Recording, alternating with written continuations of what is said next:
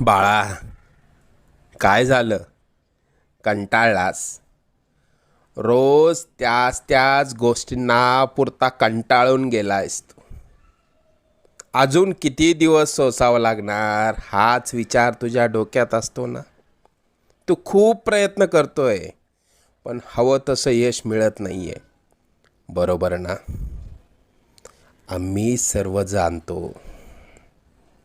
लवकरच तुझ्या रडक्या भाग्यात सुखाचे सोन्यासारखे दिवस येतील.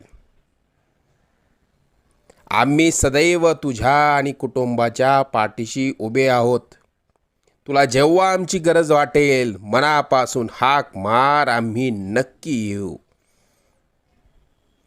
लवकरच तुझ्या मनात असलेली इच्छा पूर्ण होऊन अक्कलकोटला येणं होईल. येशील ना पेढे घेऊन?